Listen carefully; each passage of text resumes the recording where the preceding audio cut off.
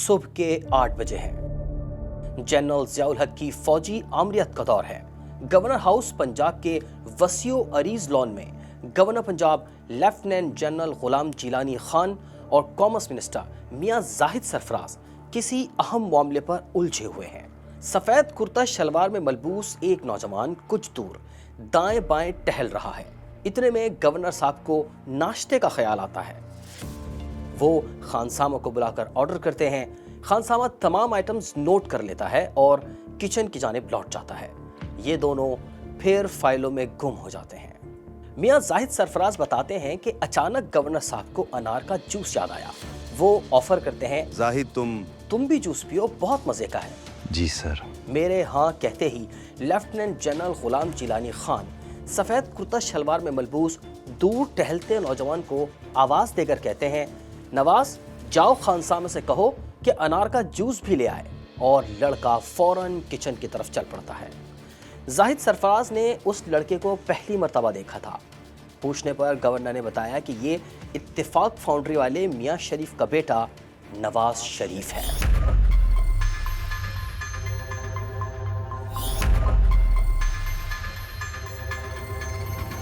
Governor house میں ادھر ادھر گھومتا یہ نوجوان صرف 1 سال بعد ہی پنجاب کا وزیر خزانہ بن جاتا ہے، اور یہاں سے آغاز ہوتا ہے اس شریف ایمپائر کا جو پچھلی 4 دہائیوں سے پاکستان پر راج کر رہی ہے۔ تصور کریں ایک ایسے شخص کا جسے قسمت نے اقتدار کے ایوانوں سے 1 نہیں 2 نہیں 3 مرتبہ نکالا، جس نے موٹر وے کا جال ڈالا، جس نے نیوکلیئر بم پھاڑ کر دنیا کو ہلا ڈالا، جس نے ملک کو لوڈ شیڈنگ کے اندھیروں سے نکال کر روشنیوں سے جگمگایا، لیکن چھپ چھپا کر لندن کے لگژری فلیٹس کا مزہ بھی اٹھایا، سعودی عرب میں اسٹیل مل کا چکر بھی چلایا، اور بلینز آف ڈالرز کے آف شور اکاؤنٹس میں روکڑا بھی چھپایا۔ یہ کہانی ہے مسلم لیگ نون کی۔ یہ کہانی ہے نواز شریف، شہباز شریف اور مریم نواز کی۔ یہ کہانی ہے ایک ایسی سیاسی پارٹی کی جس نے پارلیمنٹ میں نہیں، ایک اسٹیل مل میں آنکھ کھولی، جو ایک آمر کی گود میں پروان چڑھی۔ آج ہم مسلم لیگ نون کو کٹہرے میں کھڑا کریں گے اور آپ ہوں گے جج۔ لیکن اس سے پہلے کہ ہم آگے بڑھیں، اگر آپ چاہتے ہیں کہ فکر کا انقلاب آئے تو انقلاب کو سبسکرائب کر لیں، کیونکہ ہم تو سوچوں میں انقلاب لا کر ہی رہیں گے۔ تو کیا خیال ہے، لاہور سے شروع کریں؟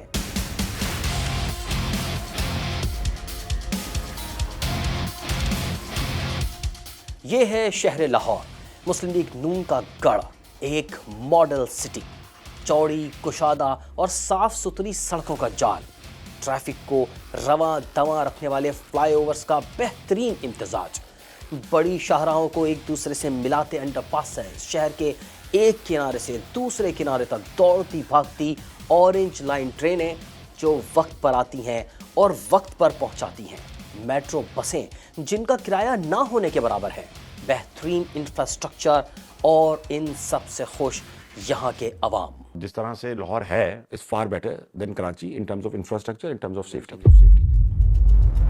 مسلم لیگ نون نے ترقی کی یہ تصویر دکھانے کے لیے برسوں محنت کی ہے۔ یہ بیانیہ سیٹ کرنے کے لیے لاکھوں جتن کیے ہیں، اربوں روپے خرچ کیے ہیں۔ شریف خاندان نے بزنس کے اس مشہور اصول پر سختی سے عمل کیا ہے کہ بھائی جو دکھتا ہے وہی بکتا ہے۔ لیکن ذرا ٹھہریے، تصویر کا ایک دوسرا رخ بھی ہے۔ والے آتے ہیں گھروں میں، یہ کہتے ہیں ہمیں پیسے دو، پھر ہم نے کوڑا اٹھانا ہے ورنہ کوڑا بھی نہیں کھاتے۔ میرا گٹراں دا پانی صاف بن جائے صرف طرح آ رہا ہے۔ 5-6 سال ہو گئے ترس گئے صاف پانی کے لیے۔ مسلم لیگ نون اور شریف خاندان لاہور کو ایک ماڈل شہر کے طور پر پیش کرتے ہیں۔ ظاہری چمک دمک سے عوام کی آنکھیں کچھ اور دیکھ ہی نہیں پاتی۔ اندرون سندھ اور کراچی کے لوگ تو اب لاہور آ کر مروب ہو جاتے ہیں۔ انہیں لگتا ہے کہ شریف خاندان نے بہت کام کیا ہے، لیکن آج ہم آپ کو وہ سب دکھائیں گے جو وہ دکھانا نہیں چاہتے۔ سوال یہ ہے کہ اسی حسین ماڈل شہر لاہور میں آج تک پینے کا صاف پانی کیوں دستیاب نہ ہو سکا؟ 2026 की ह्यूमन राइट्स कमीशन और यूरोपीय यूनियन की मुश्तरका रिपोर्ट ने लाहौर के वाटर सिस्टम को गवर्नेंस का बहरान करार दिया। रिपोर्ट के मुताबिक पीने वाले पानी के पाइप और सीवरेज के पाइप गल सड़कर आपस में मिल चुके हैं। शहरी साफ पानी से महरूम है। मिडिल क्लास फिल्टर वाला पानी खरीद कर पीता है और गरीब तबका गंदे नालों गटरों का खराब पानी पीने पर मजबूर है। इसी तरह 2016 की एक रिपोर्ट के मुताबिक वाथा शहर के बड़े हिस्से को साफ पानी फराहम ही नहीं कर पा रहा। पुराने ट्यूबवेल्स अपनी उम्र पूरी कर चुके हैं और पानी की किल्लत बढ़ रही है। अब सवाल यह है कि पंजाब के 1200 अरब से ज़्यादा के सालाना तरक्याती बजट में से लाहौर की नई सीवरेज बिछाने के लिए पैसे क्यों नहीं निकाले जाते। लाहौर आज भी ज़्यादातर ज़ेरे ज़मीन पानी यानी ग्राउंड वाटर पर इन्हिसार करता है। ये पानी कभी 100-150 फुट गहराई में मिल जाता था, लेकिन अब 500-600 फुट नीचे जा चुका है। माहिरीन चिल्ला रहे हैं कि लाहौर पानी की बूंद बूंद को मोहताज हो जाएगा। हालिया बरसों में रूडा यानी रावी अर्बन डेवलपमेंट अथॉरिटी ने दरिया की बहाली, फ्लड कंट्रोल और पानी के बेहतर इंतज़ाम के नाम पर बड़े बड़े मंसूबे शुरू करने के दावे किए, लेकिन दरियाए रावी साफ पानी का मुस्तकिल जरिया न बन सका। कहते हैं कि ज़बान खल्क को नक्कारा खुदा समझो। ज़रा सोशल मीडिया पर जाएं और देखें कि लोगों का कहना है कि रूडा दरिया की बहाली के नाम पर हाउसिंग सोसाइटीज़ बना रही है और जितनी तेज़ी से कब्ज़ा हो रहा है, दरियाए रावी जल्द ही दरिया से नहर बन जाएगा। आलमी इदारों की रिपोर्ट्स और माहिरीन के शोर शराबे के बायस 2020 के बाद लॉरेंस रोड के करीब ज़ेरे ज़मीन वाटर रेजरवायर और गुलबर्ग में रिचार्ज वेल्स तो बनाए गए, लेकिन ये मंसूबे इतने छोटे थे कि उंगली कटाकर शहीदों में नाम लिखवा लिया गया। हकीकत यह है कि शहर में आज तक ऐसा मुकम्मल जदीद वाटर ट्रीटमेंट और सप्लाई निज़ाम बना ही नहीं जैसा बड़े आलमी शहरों में होता है। पानी बचाने, पानी की रिसाइकलिंग करने, बारिश के पानी को इस्तेमाल करने का कोई बड़ा मंसूबा नहीं बनाया गया। नून लीग दौर का साफ पानी प्रोग्राम भी सियासी तनाज़ा बना रहा। नैब ने करप्शन के मुकदमात बनाए, अरबों रुपए यहाँ वहाँ हो गए, मगर लाहौरियों को साफ पानी आज भी दस्तयाब नहीं। वैसे साफ पानी प्रोजेक्ट में भी शरीफ खानदान के एक फर्द ने साफ सुथरे पानी से खूब हाथ धोए।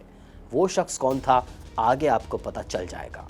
वैसे हैरत इस बात पर होती है कि चले अवामी फलाही मंसूबे तो गए तेल लेने, लेकिन सड़कें तो बनाई गई हैं, पुलों और अंडर पासिस पर तो अरबों रुपए उड़ाए गए हैं, लाहौर के मास्टर प्लान की धज्जियां उड़ा दी गई हैं। इसके बावजूद हाल ये है कि एक तेज बारिश हो जाए तो लाहौर शहर डूब जाता है। यानी जो प्रोजेक्ट्स तरजीहात में शामिल थे उनमें भी डंडी। मई 2025 में वासा को लाहौर हाईकोर्ट में पेश होना पड़ा, जहां वकील मियां इरफान अकरम अदालत को सैनिटेशन और ड्रेनेज के मंसूबों पर मुतमईन करने की कोशिश करते रहे, लेकिन हकीकत यह है कि हर शदीद बारिश के बाद लाहौर के कई इलाके आज भी डूब जाते हैं। लक्ष्मी चौक जैसी अवामी जगहों पर कई फुट पानी खड़ा हो जाता है। पानी के निकास का कोई निज़ाम आज तक नहीं बन सका। लाहौर के लिए कोई ट्रांसफॉर्मेशनल मेगा वाटर सिस्टम बना ही नहीं, जैसा इस्तांबुल, सिंगापुर या दिल्ली में देखा जा सकता है।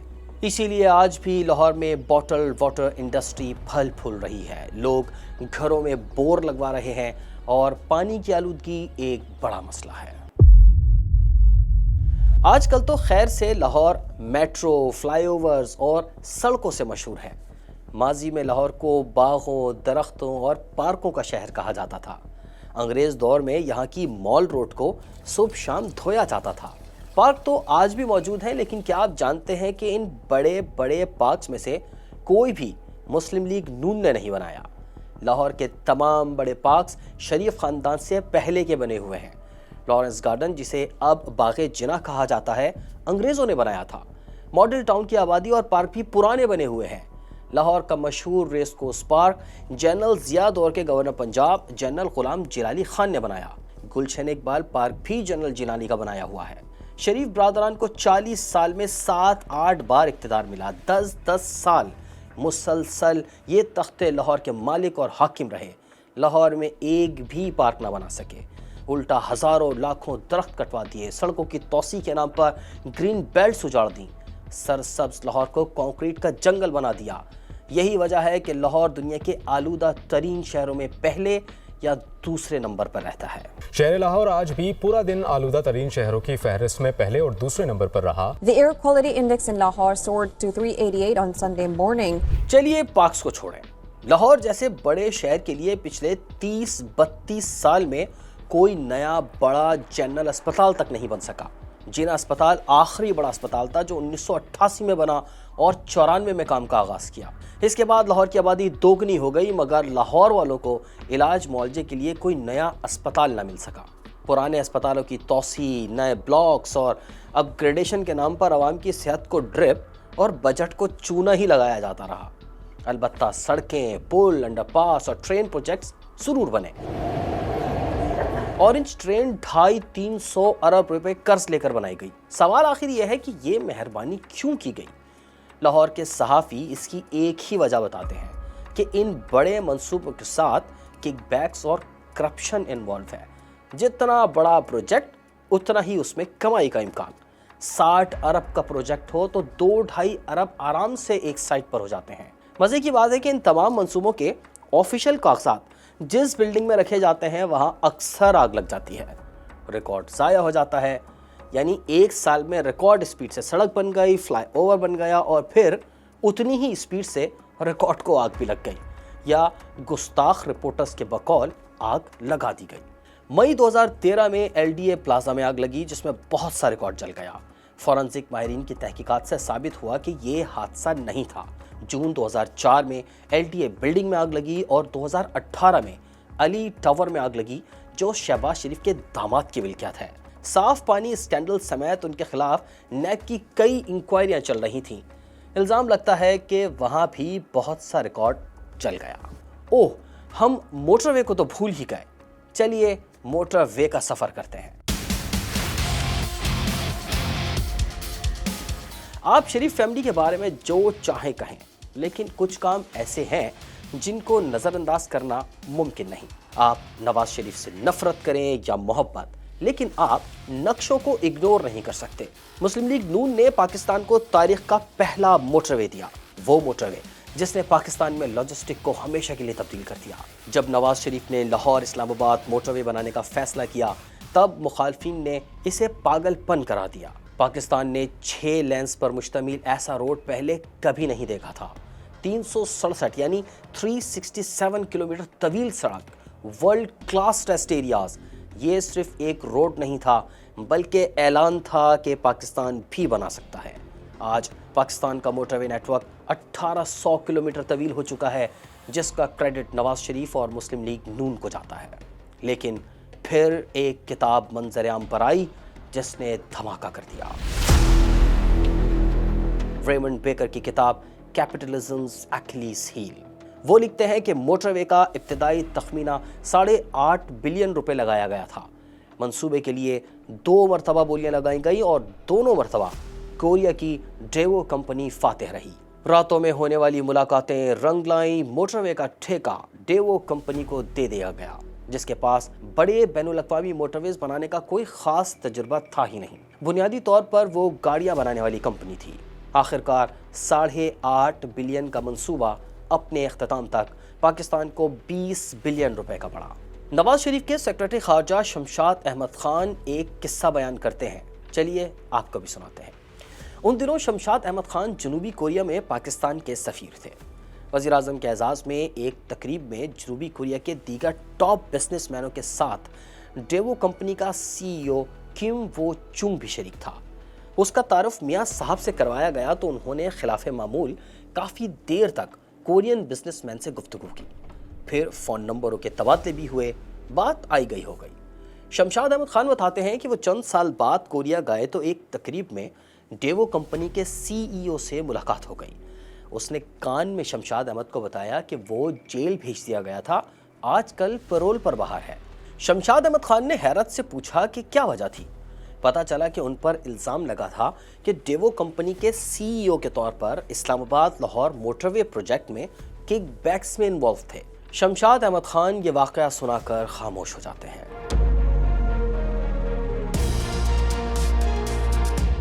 آپ کو میاں نواز شریف کی یلو کیب اسکیم یاد ہے نا؟ ایک बेहतरीन मुआशी मंसूबे के तौर पर पीली टैक्सी स्कीम की खूब तशहीर की गई। मकसद बज़ाहिर बेरोजगार नौजवानों को रोजगार देना, टैक्सी कल्चर को जदीद बनाना और शहरी ट्रांसपोर्ट बेहतर करना था।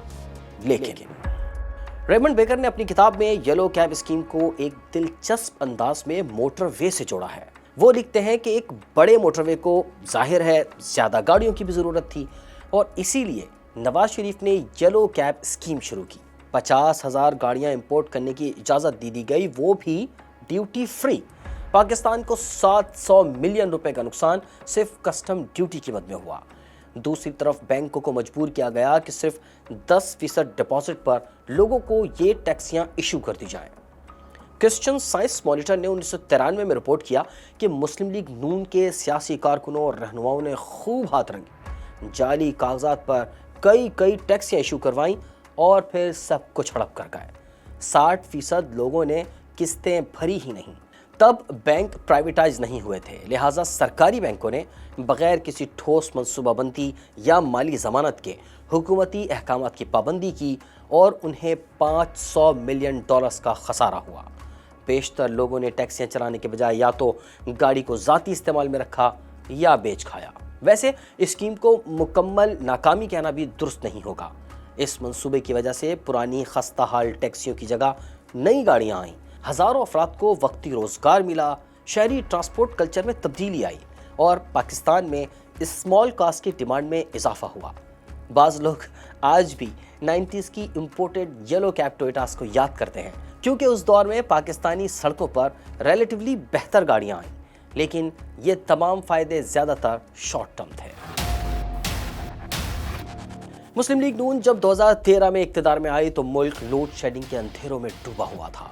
कुछ शहरों में तो 18 घंटों की लोड शेडिंग हो रही थी, फैक्ट्रीज बंद हो रही थीं और अवाम गुस्से से भिफरे हुए थे। शरीफ ब्रादरान का एक अहम क्रेडिट ये है कि उन्होंने अगले 5 सालों में 10,000 मेगावाट बिजली नेशनल ग्रिड में शामिल की। साहिवाल कोल पावर प्लांट और port Qasim LNG terminal record मुद्दत में मुकम्मल हुए। 2017-18 तक लोड शेडिंग ड्रामाई तौर पर कम हुई और लोगों ने सुख का सांस लिया। अब सवाल यह है कि नतीजा क्या निकला? शहरों में लोड शेडिंग कम हुई? जी बिल्कुल हुई। इंडस्ट्री को कुछ इस्तेहकाम मिला? जी बिल्कुल मिला। अर्बन मिडिल क्लास को बड़ा रिलीफ मिला? जी बिल्कुल मिला। तो क्या ये सब कुछ परफेक्ट था? जी नहीं। क्या इसने गर्दिशी कर्ज यानी सर्कुलर डेट की मुसीबत से मुल्क को दोचार किया? जी बिल्कुल किया।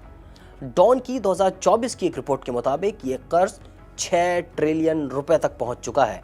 आपने IPPs का नाम तो सुना ही होगा, वो प्राइवेट कंपनियां जो बिजली पैदा करके हुकूमत को बेचती हैं। IPPs का बुनियादी मॉडल नवाज शरीफ दौर में मुतारिफ हुआ। 90s में इसकी बुनियाद रखी गई और 2013 से 2018 में मुस्लिम लीग नून ने बड़े पैमाने पर नई बिजली पैदा करके लोड शेडिंग कम की, मगर इसकी कीमत मुल्क आज भी अदा कर रहा है। आप अपना बिजली का बिल उठाकर देख लीजिएगा। कैपेसिटी पेमेंट की सूरत में हम आज भी अरबों रुपए इन IPPs को अदा करते हैं।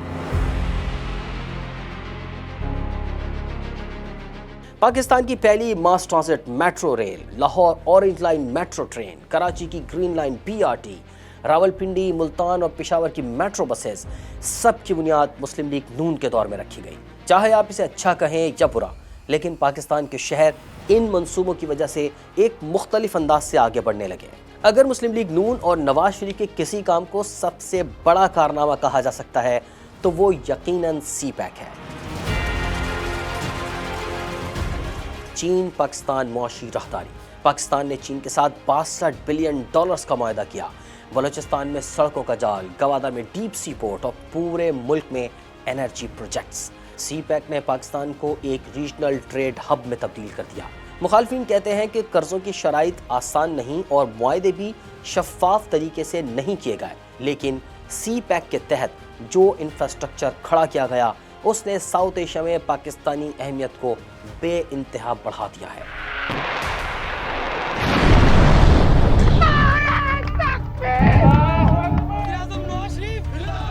अगर किसी एक लम्हे को नवाज शरीफ के सियासी कैरियर का तारीखी लम्हा कह सकते हैं तो वो था एटमी धमाकों का फैसला। 28 मई 1998 का दिन भारत पहले ही एटमी धमाके कर चुका था। दुनिया पाकिस्तान की तरफ देख रही थी। अमेरिका का सख्त दबाव था। नवाज शरीफ ने बाद में खुद ये इंकशाफ किया था कि सदर बिल क्लिंटन ने उन्हें $5 बिलियन देने की पेशकश की थी, लेकिन नवाज शरीफ ने अपने साइंसदानों से कहा धमाका कर दें। भारत ने जो एटमी तजुर्बात किए, आज हमने उसका हिसाब भी चुका दिया है। और यूं पाकिस्तान दुनिया की 7वीं और मुस्लिम ममालिक की पहली एटमी कुव्वत बन गया। एक सियासतदान के तौर पर आप नवाज शरीफ के बारे में जो भी राय रखें, लेकिन एक पाकिस्तानी के तौर पर नवाज शरीफ उस दिन चट्टान की तरह मजबूत खड़ा रहा। 3 अप्रैल 2016 अचानक एक तूफान आ गया। पनामा की law firm Mossack Fonseca hack कर ली गई। 11.5 मिलियन खुफिया दस्तावेजात लीक हो गए। एक नाम जो हजारों मील दूर कहीं फाइलों में छुपा हुआ था, स्क्रीन्स पर आ गया। लंदन की कोठियां, दुबई के अकाउंट्स और पनामा की खुफिया कंपनियां सब बेनकाब हो गईं। नवाज शरीफ के बच्चे मरियम, हुसैन और हसन नवाज पार्क लेन लंदन के एवन फील्ड हाउस के 4 लग्जरी फ्लैट्स के मालिक निकले। कुर्रायर्स के महंगे तरीन इलाकों में से एक पार्क लेन लंदन। लेकिन पैसे कहां से आए, इस बात का शरीफ खानदान के पास कोई जवाब न था। जॉइंट इन्वेस्टिगेशन टीम ने तफ्तीश आगे बढ़ाई और नताइज ने दुनिया को हैरान कर दिया। सऊदी अरब में स्टील मिल, दुनिया के टैक्स हेवन में 8 ऑफशोर कंपनियां, ऐसे असासे जिनका डिक्लेयर्ड इनकम में कोई जिक्र न था। शरीफ खानदान मनी ट्रेल देने में नाकाम रहा। प्राइम मिनिस्टर नाहल हो गए। व्यूअर्स आपको ब्रेकिंग न्यूज दे रहे हैं। नवाज शरीफ पाकिस्तान के 3 दफा प्राइम मिनिस्टर। जुलाई 2017 में सुप्रीम कोर्ट ने सिटिंग वजीर आजम नवाज शरीफ को नाअहल करार दे दिया। एवन फील्ड केस में 10 साल और अल अजीजिया केस में 7 साल की सजा सुनाई। वो कुछ ही अरसे बाद बीमारी का बहाना बनाकर लंदन चले गए और उस वक्त तक ना लौटे जब तक हालात साजगार ना हो गए। इस पूरी राम कहानी के बाद सवाल यह है कि मुस्लिम लीग नून या नवाज शरीफ ने पाकिस्तान को आखिर दिया क्या? अगर ईमानदारी से देखा जाए तो नवाज शरीफ ने पाकिस्तान को न्यूक्लियर ताकत बनाया जब पूरी दुनिया ने धमकियां दी, रोकने की कोशिश की। नवाज शरीफ ने पाकिस्तान को इंफ्रास्ट्रक्चर दिया, मोटरवे, मेट्रोज दी जिन पर लाखों पाकिस्तानी सफर करते हैं। सी पैक दिया, एक मुबहम और मुतनाज़ा मंसूबा, लेकिन जिसने इकोनॉमिक पार्टनरशिप को ट्रांसफॉर्म कर डाला। लेकिन नवाज शरीफ ने पाकिस्तान को करप्शन स्कैंडल भी दिए। दुनिया के महंगे तरीन इलाकों में महंगी तरीन प्रॉपर्टीज उनकी मिल्कियत निकली, जबकि पाकिस्तानी अस्पतालों में बच्चे दवाइयां ना मिलने से मरते रहे। नवाज शरीफ ने हमें सर्कुलर डेट दिए जिनके पंजों में आम पाकिस्तानी आज भी जकड़ा हुआ है। हमें खानदानी सियासत दी जहां एक फैमिली 40 साल से एक सूबे और पाकिस्तानी सियासत पर राज कर रही है। नवाज शरीफ की कहानी तवील कहानी है। नवाज शरीफ के करियर में निहायत दिलचस्प मोड़ आए। पाकिस्तान के वाहिद सियासतदान जो 3 मरतबा वज़ीर आज़म बने और सबसे बड़े सूबे के वज़ीर आला और वज़ीर ख़जाना भी रहे। कोई सियासतदान उनसे ज़्यादा खुशकिस्मत नहीं रहा और शायद ही कोई पाकिस्तानी सियासतदान उनसे ज़्यादा बदकिस्मत हो। उन्हें 3 बार वज़ारत उज़्मा से हटाया गया, 2 बार अवामी ओहदे के लिए नाअहल करार दिया गया, तकरीबन 1 दहाई जिला वतनी का सामना करना पड़ा और मुख्तलिफ मुद्दत की कैद की सज़ाएं सुनाई गईं। आज मियाँ साहब के भाई वज़ीर आज़म हैं, उनकी पार्टी इक़्तिदार में है, बेटी वज़ीर आला पंजाब है, निज़ाम सरेंडर है और दर हकीकत इक़्तिदार आज भी मियाँ साहब के हाथों में है। आप नवाज शरीफ को चाहे कुछ भी गर्दाने, लेकिन एक बात मानना होगी, पाकिस्तान के सियासत में मियाँ साहब वो किरदार हैं जिन्होंने इस सिस्टम से हर बार धक्का खाने के बाद अपनी वापसी की राह भी ऐसे हुनर से तराशी कि उनके बड़े बड़े मुखालफिन भी देखते ही रह गए। कैसे वो झूठी सच्ची रिपोर्ट्स पर जेल से निकल कर लंदन चले गए, कैसे वो वापस आए और कैसे सारे मुकदमात हवा में उड़ गए। मियाँ साहब ने ये खेल पहली बार नहीं खेला, 4थी बार निज़ाम में वापसी की है।